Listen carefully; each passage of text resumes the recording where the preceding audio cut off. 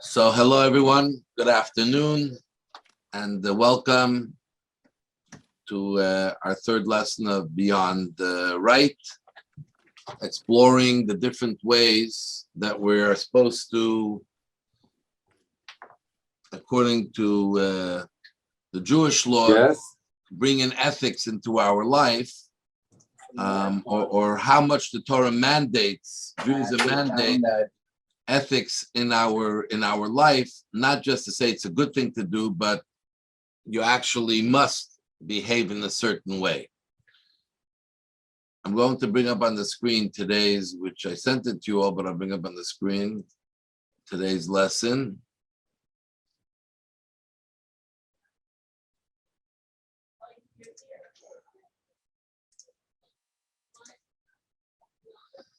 So I brought up to today's lesson, which we will delve into. And if you have any question along the way, you can just unmute yourself or put something in the chat, and we will try to deal with it.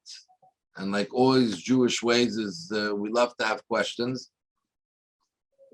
Spending the time studying, it's good to delve in and understand what it is that we are doing. So today's lesson is what we call beyond taking offense, meaning that when do you have to intervene in someone else's situation? And we're going to talk here today, explore both in things that are civil, normal civil, and also in spiritual areas. What does Judaism legislate almost and mandate us to intervene in someone else's situation? So, like he opens up and it says, you may feel a moral urge to speak up against an offensive action and protect others from harm. We're all mentioned, I'm sure we all would feel we'd like to, and many people would like to speak up or get involved. But should this translate into a legal responsibility as well? So Judaism has a very broad definition of mutual responsibility, and this lesson explores the lengths to which we must go to prevent offenses and protect people from harm. So really, this is where Jewish law, as we'll see, as we'll explore, takes a very different step to what we will generally find in general society. So here we're going to bring a few examples of a situation and then explore really what would be the Jewish way in these situations. What would be the Jewish approach? And don't forget, we're talking here all outside of the official law. We're talking about when there's ethics and morals rather than just the letter of the law, which is not what we're discussing in this course. So the question of responsibility. What's the extent of mutual responsibility between us and our fellow neighbors? And not morally and ethically. We're talking about actually mandating what you have to do in a situation that's connected to someone else when they're in a danger, et cetera, et cetera. So let's look at case study one, where it's something written up in the New York Times about a story that happened, which basically a fellow, Joseph Meek Jr., a friend of Dylan Roof, spent time with him the weeks before 9 people were killed at the Emmanuel African Methodist Episcopal Church there. And he was sentenced Tuesday to 27 months in prison for hampering and misleading the federal authorities in the aftermath of Mr. Roof's racist massacre. So Joseph Meek got some kind of a sentence. Why? Because he hampered and misled the federal authorities in the aftermath after Mr. Roof killed 9 people in a church.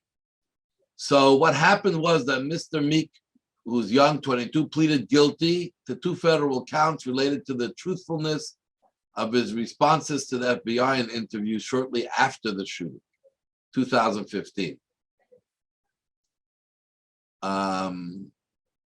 One is making a false statement to law enforcement officer, and misprision refers to the failure to report a known crime. So after this fellow did a crime, the FBI came to him and they questioned him. He lied to them first. He doesn't know anything. Then they came again and he finally blurted out and that he did know what was going on.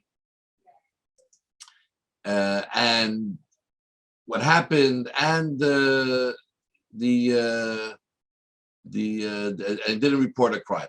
But this is what the main part over here is. But the government did not prosecute Mr. Meek for failing to disclose knowledge of Mr. Root's plans to attack the church, although it asserted in court filings that his silence did deprive law enforcement of the opportunity to intervene.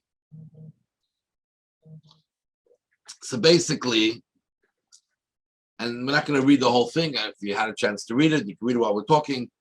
Basically, what happened was that Mr. Meek spent time with Mr. Roof. They were talking, and Mr. Roof told him everything he plans to do. He plans to go to a church, and he plans to kill a bunch of people and all this racist stuff. And he did nothing with that information.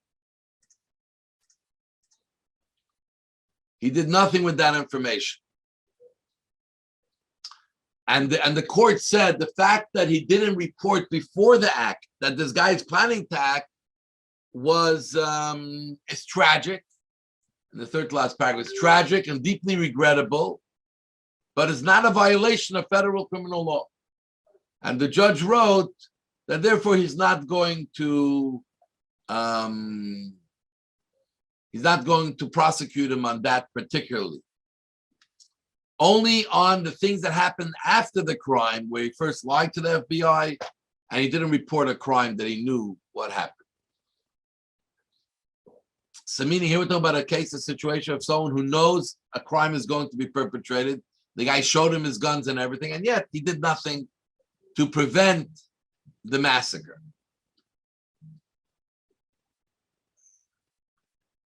Then there's another case, another situation. Now the question is reporting. This is the question we're going to discover and discuss. Reporting a person who you know is going to do a crime. Someone says he's going to kill someone. Before it happens, is it commendable? Is it morally imperative, or is it a legal obligation? That's the question we have to answer. What is our approach? The second situation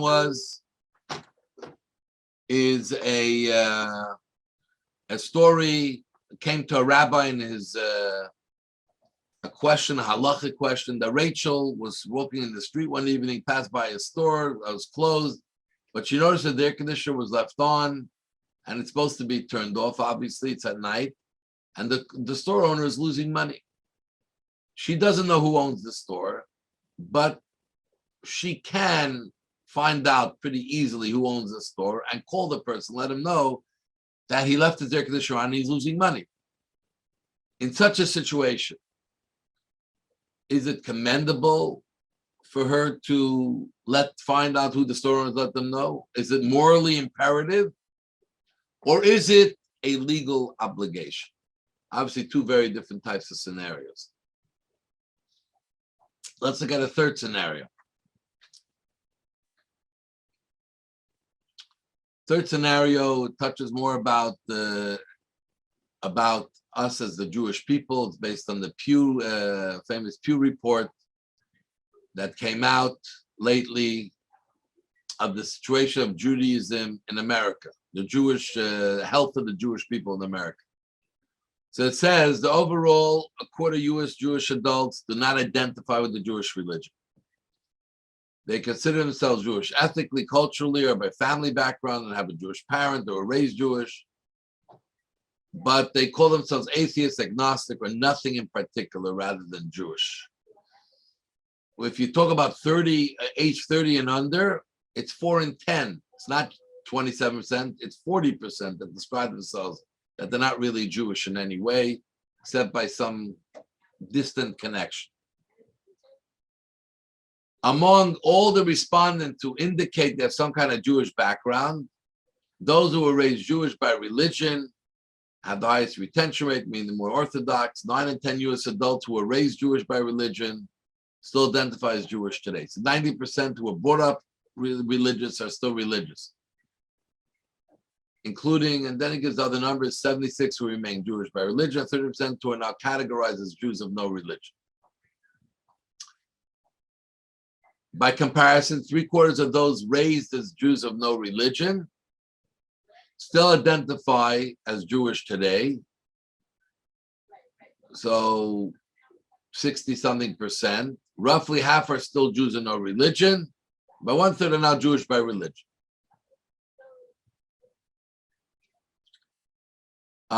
Those who had one Jewish parent, not going to read every detail. Those who have one Jewish parent, but who say that they were not raised exclusively Jewish, far fewer identify as Jewish, say 29%. So basically, I have all the things I sent it to you. I'm not going to go, we're not here to give a course, but basically what we're seeing is something very clear. That's the point of this, is that those who are brought up in Judaism as some kind of a religion, then their retention rate amongst the Jewish people is 90%, much, much higher than those who are brought up not as religious, or those who come only from one Jewish parent, etc. It's much, much, much lower. So basically, those people, there are many people that are falling out of the Jewish people, which the people who put together the Pew Report are crying about the terrible decline and weakening trend of the Jewish people in America. So the question is, we who are listening to this and those who have paid attention to this, what do you do when you hear something like this? It's not talking about you necessarily. We're talking about someone, let's say, who feels very Jewish and very comfortable being Jewish, they identify as Jewish. But what do you do when you hear that there's so many around that are not our people? What should we do to reverse the trend of weakening Jewish identity? And it's the question is even bigger. Is someone else's degree of religious observance or Jewish identity any business of ours at all? Meaning, should it even be our business to talk about it? Everybody's their own person, right? We live in a society where everybody basically is their own person. Live and let live. As long as I don't break the law, and I don't do a crime, and I don't hurt you, then leave me. Then leave me alone. So what is it? What is it that is the Jewish way of doing this, of dealing with this issue? Do we take the same approach, live and let live? And if not live and let live, could we mandate, or we just hope that they are going to be interested? So that is what we're going to start looking at, the Jewish approach to our sense of what we call community. We are a Jewish people. We are a nation. What is our responsibility to our neighbor, to our fellow Jews? Is there any responsibility? What is the real, what's the real story? So we'll read some text. This is a text from the book of Exodus, when it talks about God wanting to give the Torah to the Jewish people. So it says, the people all responded in unison together, we will do everything God said. So the Jews, God asked, you want the Torah? Through Moses. You want the Torah? So the Jewish people said, we will do whatever God says. What is the reason that it said they all answered as one? in unison. What's the point? They answered. What's the emphasis? The Torah, every word of the Torah is exact. Every word is needed. Why do we have to write the answer together? They answered. What does together add to their response, which obviously was the majority for sure, that we will do. We'll do as God says. Don't have to, we're ready to accept everything. So the Midrash, which usually gives us a little bit of the background story, gives us a little insight into what happened. And it says, when the Jewish people, text number 2, when the Jewish people accepted God's rule at Mount Sinai, they did so joyfully, as one. As the verse states, that people have all responded in unison. In doing so, they even committed to serving as guarantors for each other. So the Midrash says that this what they answered in unison wasn't just a sidebar, happened to be they said in unison. The Torah is telling us for a specific reason. That not only did they do so as one together, but they had in mind that they're telling God that I'm ready to be a guarantor for my brother or sister. Not my literal brother, my fellow Jewish brother or sister. So in unison means that they acted in unison. They didn't just happen to all respond together. They acted as one, taking responsibility for each other. And the Midrash elsewhere gives us an example, and it says, what does it mean we're responsible for each other? It's a nice word to say you're responsible for each other. A lot of people like to say we're responsible for those in our community, the young, the old, the this, the that. What does it really mean?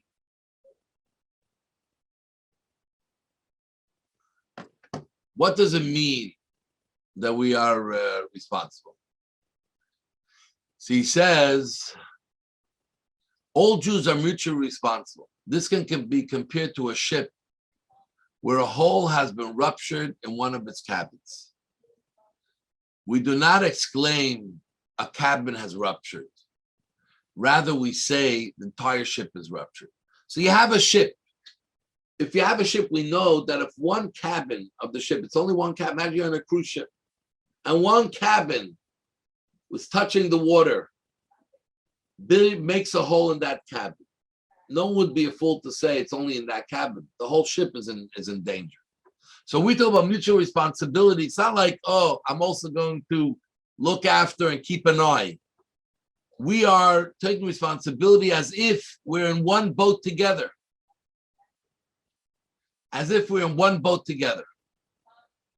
That's the type of responsibility that we have for each other. And not only do we have that type of responsibility for each other, but what it means is that we are responsible to make sure that our physical, obviously, but spiritual health are also important, are also looked after. We don't just look at them if they're going to die or if they're starving, because that's not the whole story in Jewish life. It means that we're responsible for everything related to the person. And Maimonides makes a statement and says, we should always consider ourselves in the entire world as equally balanced between merit and guilt.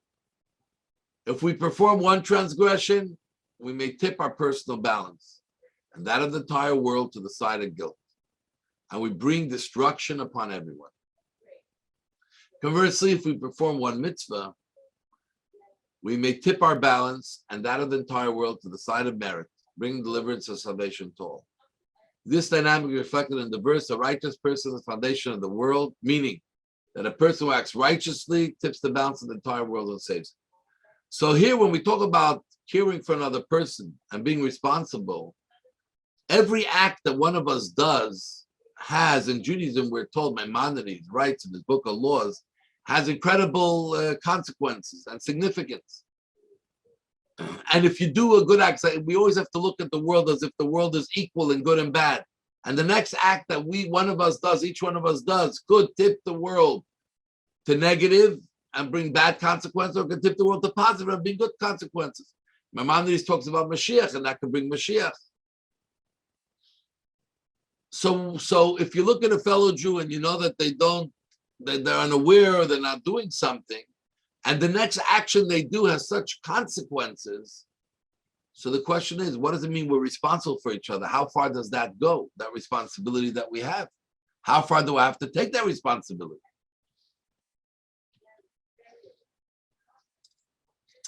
And we are told, one of the Kabbalists who gives us the soul of the matter, tells us even further.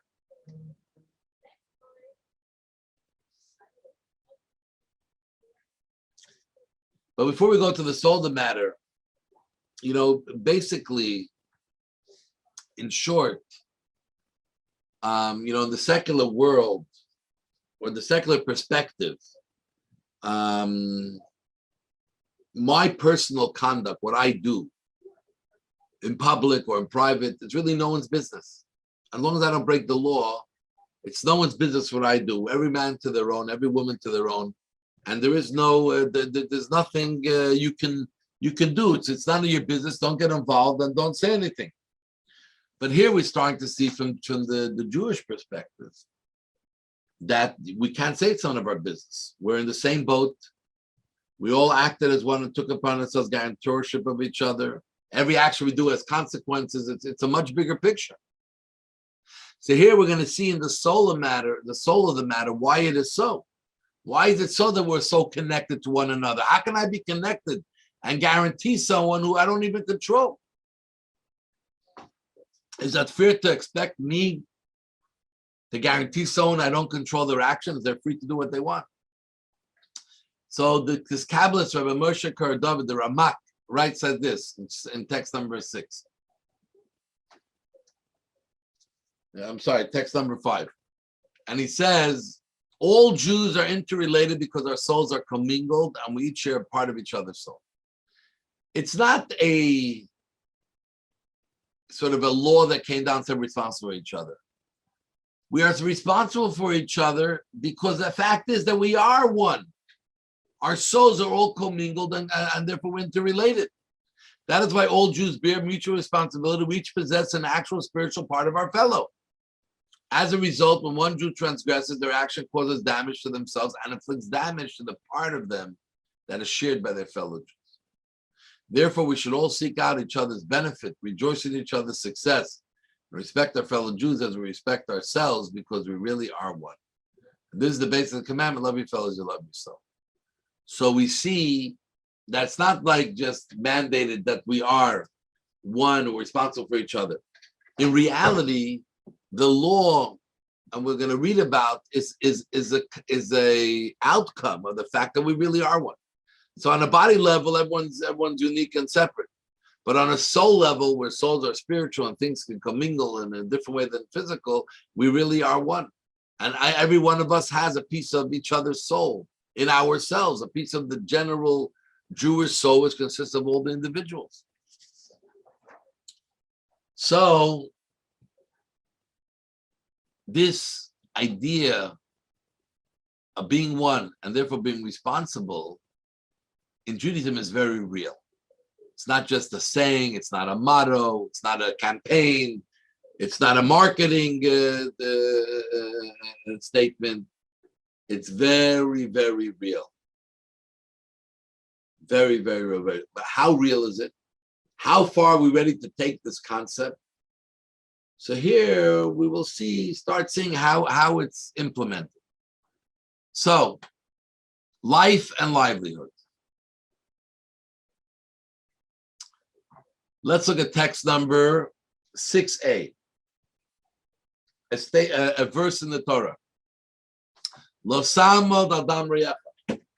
Do not stand by the shedding of your fellow's blood. What does it mean? Don't stand by the shedding of your fellow's blood. That's a very powerful statement. Is it a suggestion? Is it a talking to leaders? What is it telling the average person? So Maimonides, who's the book of laws or the book of mitzvahs, where he expresses in reality, taking a verse and saying, so how do we translate that into real life? And he says very clearly in text 6b, he says, this prohibition forbids us to refrain from intervening to save others when we see that they are in danger of death or financial loss, and we have the ability to rescue them. So the Torah is not just saying a nice thing. The Torah is telling us a prohibition that you're not allowed to refrain. Well, if you see someone in danger, death or financial loss, and you have the ability to rescue them, you cannot stand by idly. For example, if someone is drowning in the sea and we're able to swim out and save him, or if robbers are planning to kill someone, we're able to dissuade the plotters or protect the victim from harm. Regarding all such cases, we are commanded, do not stand by the shedding of your fellow's blood. We're not allowed to stand by the shedding of our fellow's blood.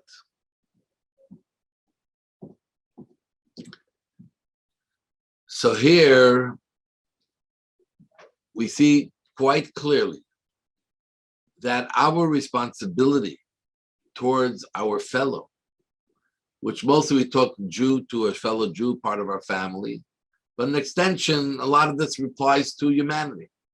Our responsibility to our fellow is that we cannot stand idly by when someone is in danger of death or financial loss, and we have the ability to rescue them. Now, this law may seem very similar to another law that we have that's also very unique in Judaism.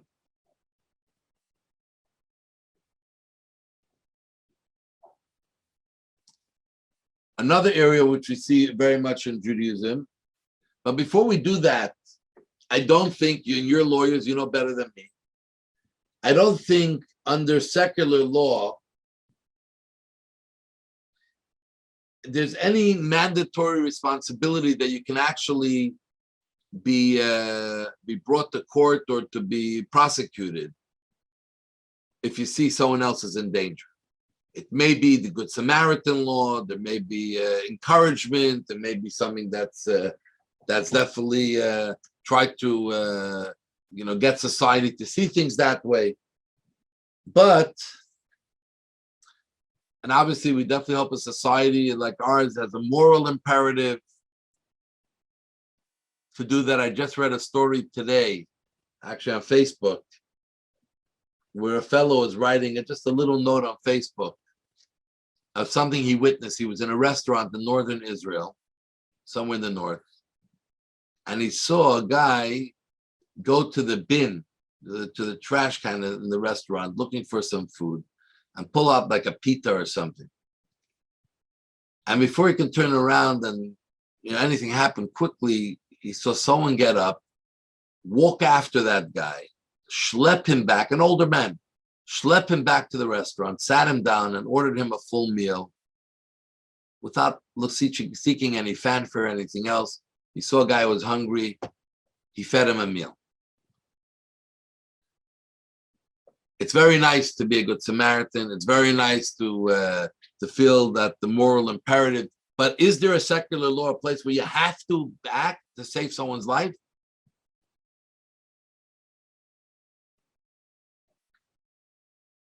On the contrary, in secular law, we want to sort of stay away, give people the freedom where we don't want other people imposing or getting involved in other people's lives. What happens if you see a husband and wife fighting? You're supposed to get involved, take a side. And what happens then if you're part of, if you cause any hurt or damage, or you start learning secrets and telling it to the government? It's almost like you're becoming a KGB state. We're all watching over each other and making sure no one makes a crime or does anything. When are we going to all start running to the police? So in secular society, they want to say, no. It's good to help, but but in Jewish law, you have to help. It's a prohibition to stand on the side. So now he says, even in Jewish law, even though it's a prohibition, there is no clear punishment, but in God's books, it's a prohibition, and there's a consequence for every prohibition that we violate. So now,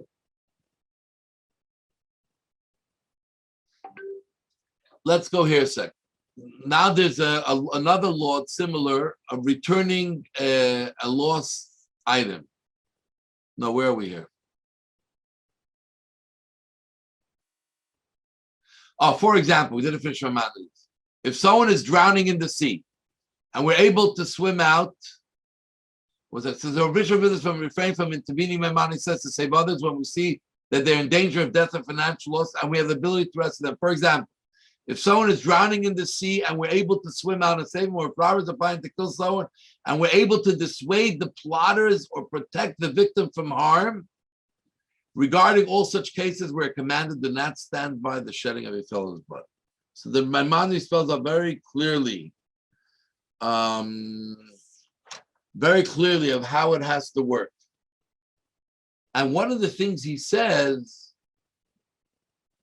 that if we're able to dissuade the plotters, even if we're able to dissuade the plotters, what does dissuade the plotters mean?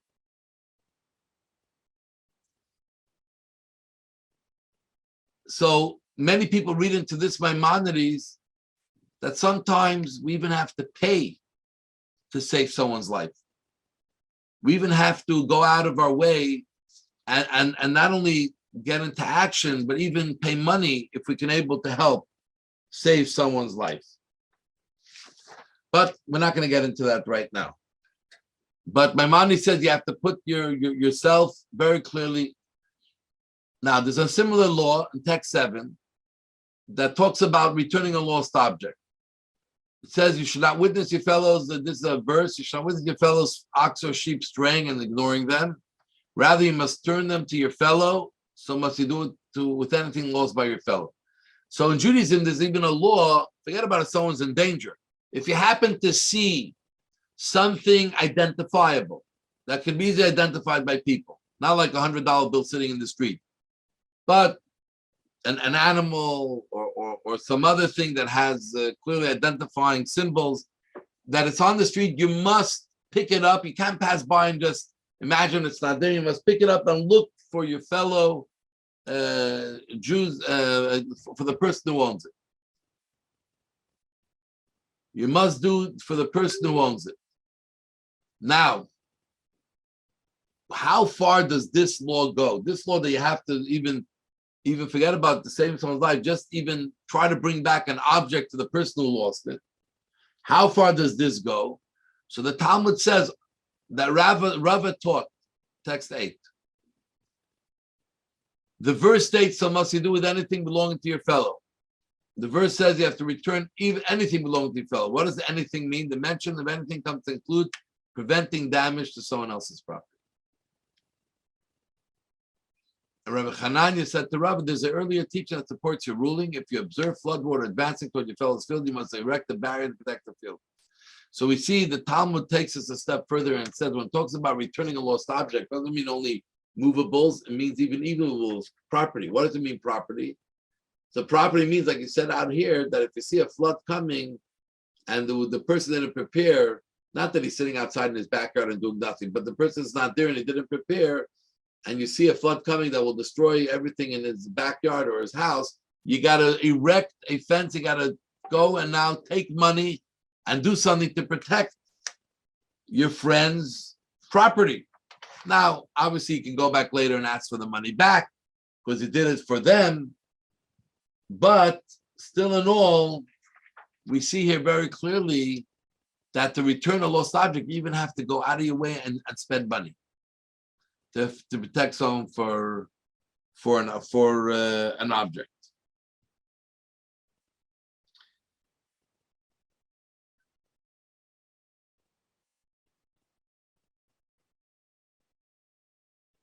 So here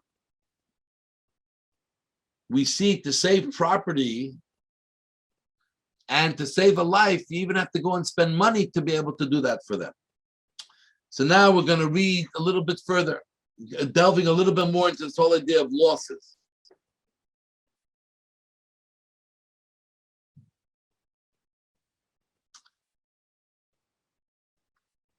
So here it says like this. The Talmud states, if you find your own lost object alongside your father's lost object, retrieving your personal asset takes precedence. So even though we have all these good laws in Judaism, they have to care about someone else, even Judaism recognizes your things come first. Your life comes first. Your possessions come first. So if there's a lost object, meaning if there's a hurricane came and all of a sudden blew things away, you have to try to, you're granted full right to get, even though you have to honor your parents fully, you have to get yours before your parents. If you encounter your own lost object alongside your teachers, your personal asset takes precedence because your assets take precedence over those of anyone else. From where is this law derived? How do we know that your asset comes first? Even though you have responsibility for others, as there's a law clearly in the Torah that you have to return someone's lost object, how do we know that yours comes first? So if you heard the quoted Rab, the verse states, so that there should be no impoverished among you. So it says that no one should be impoverished. Why do you have to return something? Because you don't know if it's an important thing to the next person and they may be impoverished if they don't have it. So there should be no impoverished, you have to give it back. So it says you must avoid becoming impoverished, so your assets take precedence over that to anyone else. So because the point is there should be no impoverished among you, so you also have to make sure you're not impoverished. That you don't lose everything. So therefore, we know from here that your impoverishment will come first, and then you'll take care of other people's impoverishment. First you, and then others. However, Rabbi Yehuda quoted a warning issued by Rab. People who are strict in their application of this principle will eventually meet the impoverishment state they're seeking to avoid. So here we see something very interesting. The Talmud itself says on one hand, you have to look after yours before someone else's. But at the same time, it says in the spirit of the law, if you become too careful looking after yours and totally neglecting someone else's, eventually you will become the impoverished person. So even though you have to look after yourself first, but still you have to keep in the spirit that you care about the other ones just as much as yours. Just look after yours first. And this way you'll quickly get to the next person's, your father, your teacher, whoever else's object. But if you become very over detailed in looking after yours and don't even forget even that someone else's object is lost, then you've overstepped the line and you yourself will become impoverished. That's what the Talmud states. You yourself will become impoverished.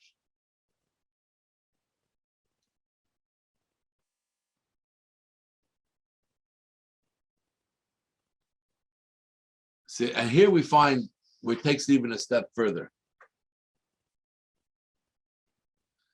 How much do we have to care about the other person's property? If you have about death, we're clear. The other person's property. So here in the Code of Jewish Law, Moshe Zalman, the codifier of the Jewish law, the first Chabad Rabbi actually, who wrote his own Code of Jewish Law, he says like this: if we encounter lost items of insignificant value, to the point that if they were our own, we would not bother to collect them and take them home. Meaning, you find something lost that's identifiable, but things that you have no value. We're nevertheless obligated to make the necessary effort to restore them to their owner, but you still have to pick them up and give them back to their original owner.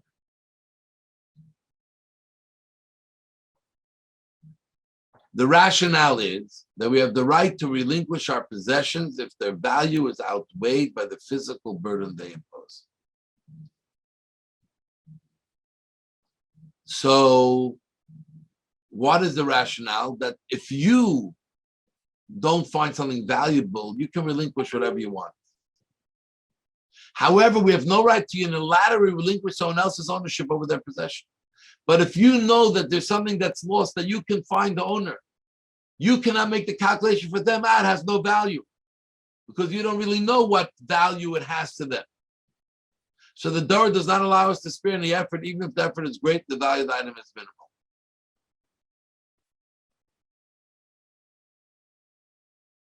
So we see here that when it comes to returning lost objects for someone, that the Torah mandates A, that you even have to spend money. B, that you have to spend the time and effort even if you think the item has no value. And what is the price of inaction? What is the price if you just stand idly by, you're not helping your friend in some way? Not literally your friend, but your fellow Jew, mostly. So it says, those who could rightfully, this is a part of the Talmud, text 11, says, those who could rightfully testify for someone but fail to do so. If you can testify for someone and help them in a case but you failed to do so, are not legally liable to provide compensation for the damage they could have prevented. So here's interesting. Here's the line between law and ethics. On one hand, if you could have said testimony to help someone claim money, or to help prove that he doesn't owe money to someone, and you fail to do so, you don't have to provide compensation. We don't punish you that you now have to provide the compensation for what you failed to deliver for the person. Because it's a prohibition that's based a lot on the ethical and moral imperative that the Torah expects of people to behave. But at the same time, the Torah made it a prohibition. You're not allowed to say false testimony, or you're not allowed to hold back testimony that you have. Because, however, such people will not be granted divine forgiveness until they pay for the damage. So here we have sort of three layers that we find in Judaism. Layer number one is the law. There's laws, and laws have punishments, have rewards, and they're fines, and they're the monetary damages, there are other types of punishments. Then you have that the Torah makes a moral imperative and tells you, mandates you to behave a certain way, maybe even makes a prohibition, but yet it falls in the realm of ethics and morals, and therefore there are no punishments here, meted out here by the Jewish court, etc. But yet, that type of thing still has a price to pay. Like we just read now, that they won't be granted divine forgiveness until they pay for their damage. Or as we mentioned before, a similar thing, that even though you don't have to, we mentioned, I think, in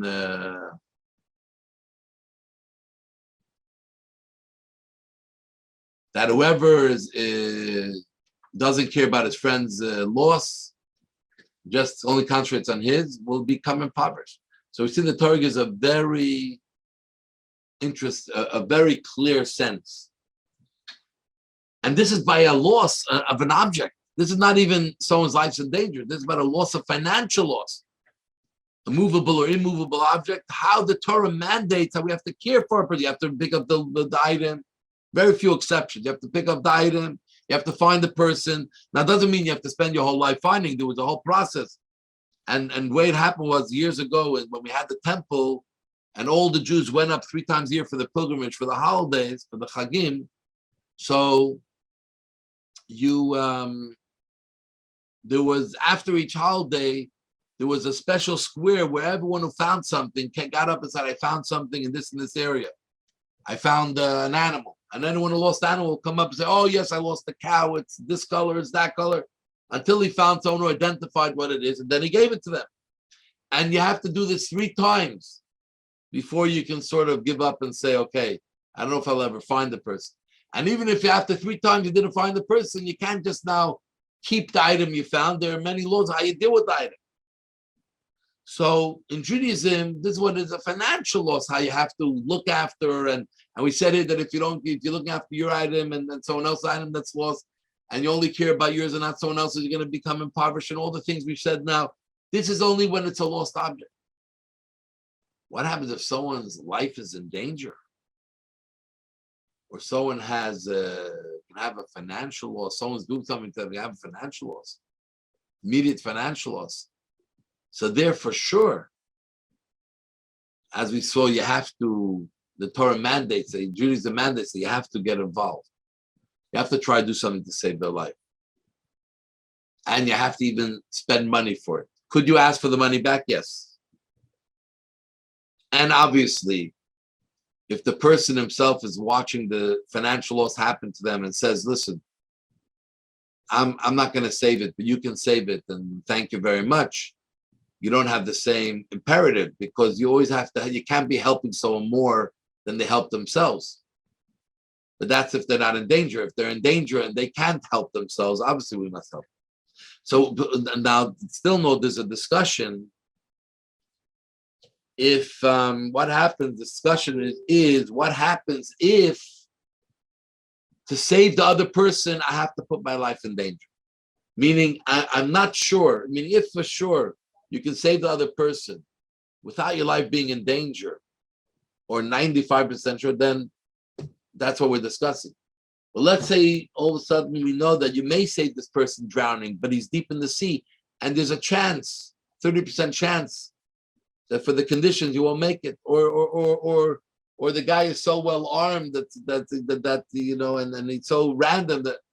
So that's a different discussion. We're not discussing that today. We're discussing when your life is not in danger. To save someone is a moral imperative. That's mandated by the Torah that you have to save someone, and even financial debt. So it's very clear in Judaism that our responsibility for others. Here we're talking about in the case when they're in danger financially, or their lives are in danger. We have been mandated by Judaism that we have to act. And even here, we're not covering all the different details and the scenarios, and there are many, many laws, the different types of situations. For instance, when it comes to a lost object, if it's an older person or a very, very well-respected person that doesn't bend down on the ground for things, do they have to bend down and pick it up or start walking with that animal? But the general rule is that's the way you have to behave. So now we're going to go into the second side. Now we see the physical aspect of their lives, how Judaism mandates you have to react. Now we're going to talk about mitzvah responsibility, section 3. So material welfare, it's understood. We correlate to that. There's mutual responsibility, and we have to watch out for each other. What about spiritual welfare? Ensuring someone stays away from doing a sin or something wrong, observing the mitzvot. So what is Judaism's approach then? What's our mandate? So he says like this, text 12, a verse in the Torah. You shall surely critique your fellow and you will not share in their guilt. So the Torah gives a very clear mitzvah that you must critique, rebuke your fellow if you see them doing something wrong, and you will not share in their guilt if you do that. What does it mean? So Maimonides explains very simply.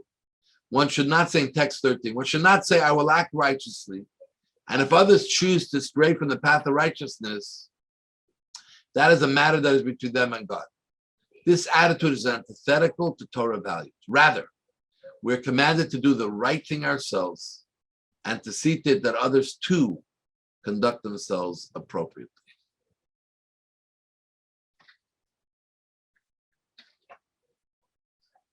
So we see here that even when it comes to behavior, you can't say, well, let them do what they want, I'll do what I want. No, we're not in our own little bubbles. We are still one people. We're connected down to the soul level. So we're commanded to see that we and others do the right thing. Now, that doesn't mean that everyone has the right now to judge everybody around them and to decide, how next person should behave. And we don't control, and it's a time to shame people who we feel are doing the wrong thing. This is obviously all not what it is, what it's all about. So that's what he says here again in the Code of Jewish Law. It's Maimonides writes in his book of laws, text number 14. When we critique others, whether regarding interpersonal or religious matter, it should be done in private. Number one, you have no right to embarrass anyone. So whatever you do has to be done in private where no one else, we won't be embarrassed before anyone else. That's number one. Number two, we must speak patiently and gently, meaning you are not anyone's boss or judge to judge on why they did it and to talk down to them. The idea of rebuking is that we are responsible for each other. We are all connected to each other. Your action brings me up or down. So therefore, we have to find a private place a moment. Then we have to speak patiently and gently to try to sort of awaken within the person, realizing what they're doing may not be right, clarifying that we're motivated solely by their welfare and our desire that they may reward the world to come. We're trying to be to show them that we're only motivated not to show you're bad and you're terrible, how dare you, and I can't be amongst. It's about helping them. You're sharing with them what you're sharing them to help them. And in text 16, he takes it a step further, and as it's 16, I can't read so close. In text 15, he takes it a step further. He says like this: in the Code of Jewish law, it is permissible to use someone else. Okay. Now this goes even a step further. This connection that we have with each other, that on one hand we have to rebuke, and as we said, there are many caveats, and our job is not to rebuke, and actually rebuking should not be the first thing we do, even as a religious Jew. It should be the last thing we do, but it's something we should do, because really to rebuke someone and to be effective has to really be someone who you know, someone you have some kind of a language with, and you're patient and quiet and find a private place. Just they saw someone do something wrong in the middle of the street and go to them and say you did something wrong, will have all the negative effects. And that's not what the Torah is not trying to make you feel great because you caught someone doing something bad and you pointed it out. The Torah wants us to feel responsible, that we have to help each other. And this point of helping each other goes even further. In text 15, we find here that we really care for each other to the point that we have this law. What was the two things you had? The dents in the fridge, and what else did you send? There were a bunch of dents. A bunch of dents. And one on the top was the Okay. So he said like this: it's permissible to use someone else's shofar without advance permission in order to fill the mitzvah. We assume that people would happily oblige others to perform a mitzvah with their possessions, provided that no financial loss is incurred as a result. So here we find that our interest in feeling as one and helping each other and caring for each other is such that, let's say you leave your tefillin in synagogue, your talit in synagogue, or your shofar in synagogue, and someone forgot their talit, or they're having that tefillin being checked, they don't have a pair of tefillin, and they come to the synagogue, and they see your pair of tefillin, you're not there, and you use it. Do they have to call you and ask you? The answer is no. If they can use what you have, which is a mitzvah item, and there will be no financial loss, and obviously you're going to put it back the way you found it, they don't have to ask you permission, because automatically we take it that every Jew will be very happy if a mitzvah is done with their mitzvah object. And even though there may be some people who are not so happy, the majority wins in these things. So the rabbis made their laws and the rules generally based on what the large majority of people would react or feel. But where did this come from? I wouldn't like someone to take my bike that's sitting outside and take a bike ride without my permission. It's my bike. It's my item. You want to use it, you can ask me, even though you're going to take a bike ride, you won't do any damage to it. But I'm very happy. If my tefillin is sitting in a synagogue, it happens very often, and someone walks in, needs a tefillin, and puts it on, I don't even know that they did it. I'm very happy because we feel one with each other. We feel connected to each other. And I would love that a mitzvah be done by you with my thing.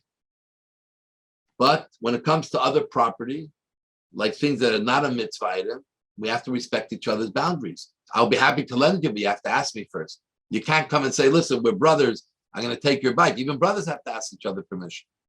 But in a mitzvah, because the item is only there for a mitzvah, we, by nature, and if you think about yourself, I don't know if you ever had this type of scenario, would be very happy, I'm sure, if someone else did a mitzvah with your item, as long as they didn't leave it a mess and everything else, and or they, and there was no damage or anything else.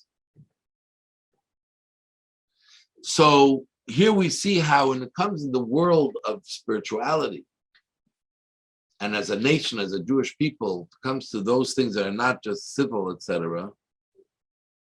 Well, on one hand, we have to care for each other. We're each other's brothers. The boat that has a hole in the bottom affects us all. And the boat that's strong is strong for us all. So whatever someone else does is something that has to be my world.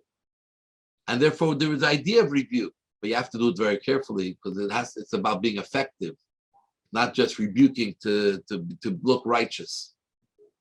And at the same time, we're so close. I'd love a mitzvah done with my thing. And he brings a, for the template of the mitzvah blessing, we see something very fascinating, even beyond this idea of how we really are one. So when it comes to a mitzvah, we say like this: every mitzvah starts off, every mitzvah blessing. Baruch atah Hashem bless you, dear God, our Lord, King of the universe, who sanctifies His commandments and commanded us concerning whatever the mitzvah is. So in the blessings, every time you do a mitzvah, you have to make a blessing. Every time you eat, you have to make a blessing. So the Mishnah, the Talmud says like this, text 17. This is the rule. Whoever is not personally obligated in a particular mitzvah cannot perform it on behalf of others. So let's say a Kohen has a mitzvah, but you're an Israelite, you're not a Kohen. You cannot make a blessing on behalf of a person when you don't have the obligation while they do. Or a child is not obligated to do mitzvahs, cannot say a blessing and include others. Because we know generally in Judaism, someone could say a blessing and include others.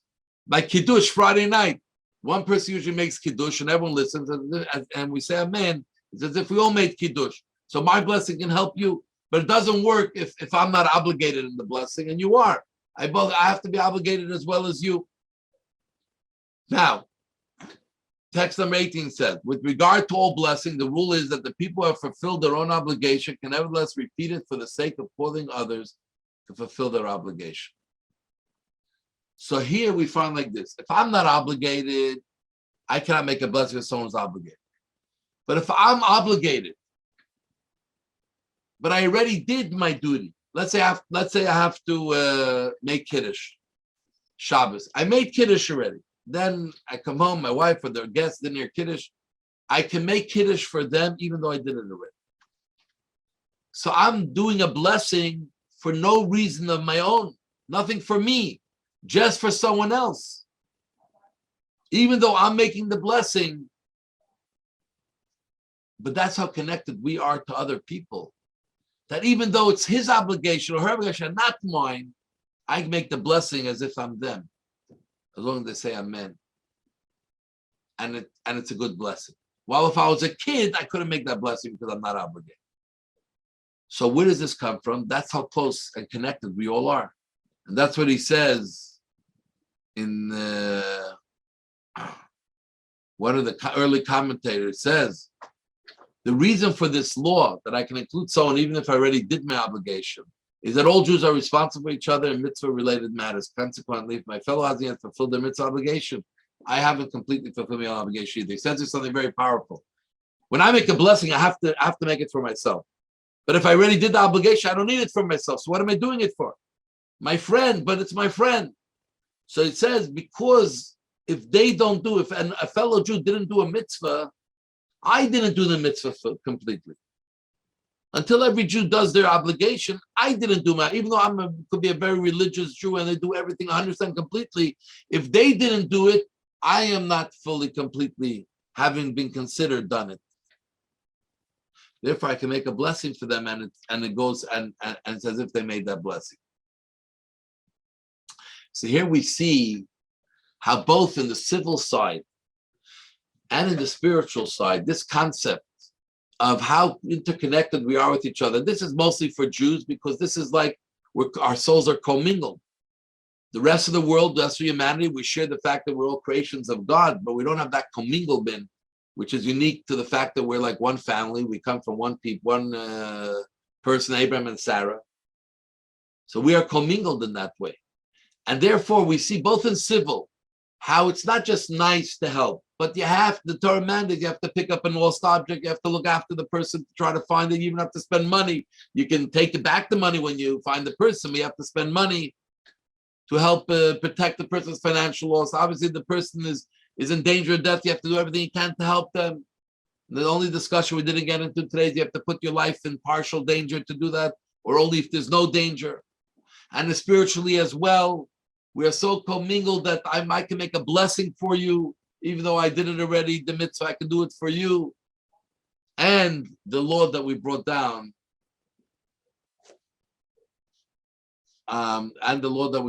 here, that about my items being able to be used for a mitzvah. So just in short, to summarize, so the key points walk away when now we see how Jewish law mandates us in a very different way, looks at us in a very different way. By the way, the law is if you see an object in a place that's identifiable or you can find, you see in a Jewish community, there are places you can find the one who lost it. In times of the temple, they ever came to the temple. Today, you only have to really pick up and look for the owner if it's in a very Jewish area. So you have places, you have the shuls or other communal places, or it's a kind of a newspaper. But as you find something in the street, it's not a Jewish area, the chances of being able to try to get the word out, you have to spend a lot of money on advertising. It's not real. Doesn't mean you shouldn't try to do it. The best thing is to try to put a sign up, like people, if they find a dog there or a cat, they put a sign up, or someone lost something, because you never know. But we can't mandate you. So the Torah doesn't mandate you, but so certain things only exist within Jews, but still no, where it can apply to others, you have to as well. Now, do you have to spend money to save someone else? No, for Jews, we're all what commingled, one family. You have to even spend money to save someone else. But if you see someone's life in danger, they're not Jewish, for sure you should try to save them. For sure. No question. And here are the key points we leave with. Judaism is a very broad definition of mutual responsibility based on a vision of shared purpose and mission, which is influenced by each person, each action of every person. So, yes, we are responsible for each other. In addition to a shared mission, Jewish wisdom teaches us that our souls are united. So our connection is much deeper. 3, Jewish law considers it a crime to remain silent when aware of a threat to someone else's life. So going back to the 3 original cases, where the first case was the guy knew that Mr. Roof was going to create a massacre. So according to Jewish law, he had to report. He has to save the lives of people. Even though he didn't know who was going to be the victim, he has to report. And by not reporting, he had done something wrong, that there is a consequence. Maybe he won't be able to be carried out by courts, Jewish courts in this world, but by God, there's a consequence. On the other hand, case B, where Rachel was strolling and saw someone who had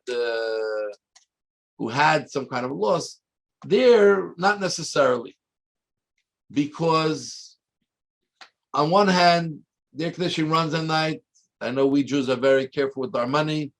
And even if the extra few dollars, it bothers us. But at the same time, if that guy didn't bother so much that he made sure he had a checklist, it's a small amount, and he's going to come back the next morning. It's not endless. You know, when you find a lost object, you don't know if he'll ever get back to him if you don't pick it up, because the next person may steal it.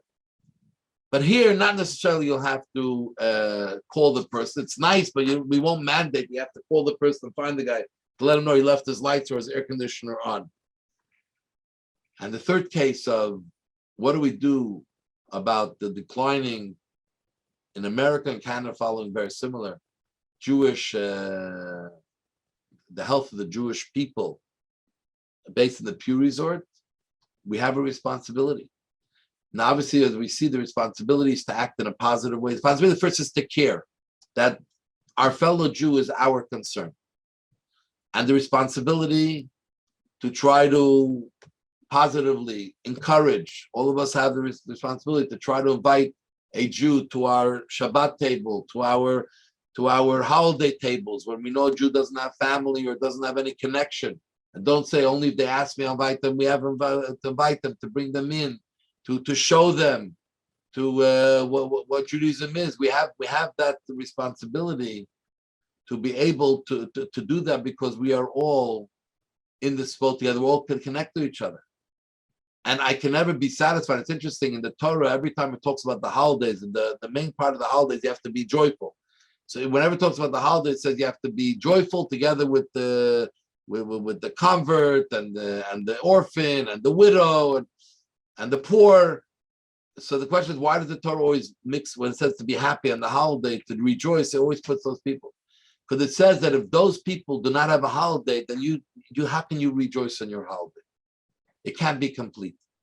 So if you want to have a rejoiceful holiday, you must make sure you look out for those amongst your fellow Jews who have less, who are one of those people who need more TLC, who need some food on their table.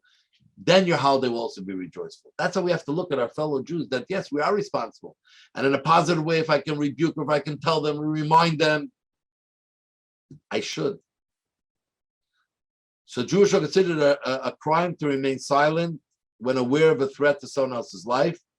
And also mandate we extend every effort necessary to protect others from monetary loss. The Jewish value of mutual responsibility calls for us to guide others away from transgression of the Torah's commandments. This must be done obviously gently and be motivated by genuine concern for their spiritual welfare. It's not about scoring points and getting a better reward in the world to come. It has to be done out of genuine love. Actually, in the Torah, this law is said right next to love your fellow Jew as you love yourself.